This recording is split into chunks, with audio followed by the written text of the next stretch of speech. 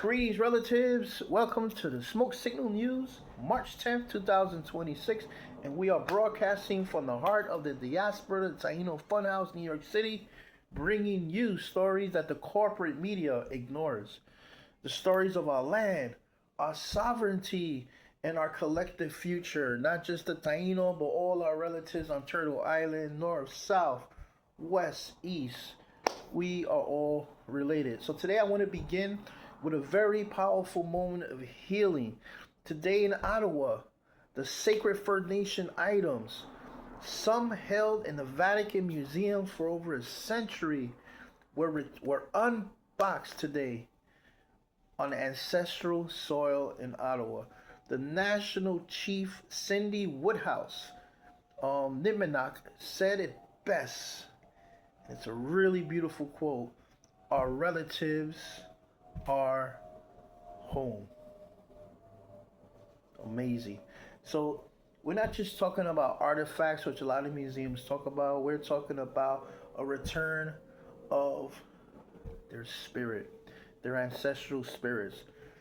And like Chief Cindy said, from the birch bark sap collectors to the embroidered leather, the items, these sacred items, are carrying the fingerprints of their ancestors.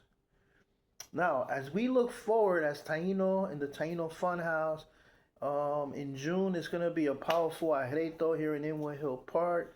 So we remember as Taino that our culture isn't a relic of the past, just like this beautiful tribe in Ottawa. It is a living, breathing resistance. Now, I want to share some stuff from my independent voice. Here what's happening in Turtle Island in Washington. The war machine and the deportation machine are running at full speed. While billions are funneled into escalating conflicts abroad,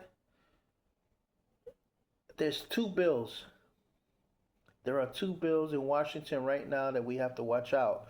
The SAVE Act and HR 7640.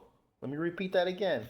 SAVE, SAVE Act, and HR 7640, and it's threatening our people at home.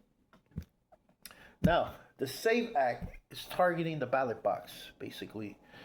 And what the act wants to enforce is strict ID requirements that specifically, I'll repeat that again, specifically disenfranchises indigenous voters who may not have standard Western documentation. Meanwhile, HR 7640 threatens to turn our local police into federal border agents. And we know that borders, let me put that in quotes, are colonial constructs placed on top of our traditional territories. Now, when they militarize the police, they militarize the land we walk on. So this is dangerous times, my brothers and sisters, boys and girls of all ages. We really got to pay attention what's going on in Washington, and we just can't ignore what's going on. No, another thing I want to share tonight is it's about restoration and equality. Check this out. There is hope in the struggle for indigenous people here in Turtle Island. The buffalo are returning. That's right, the buffalo.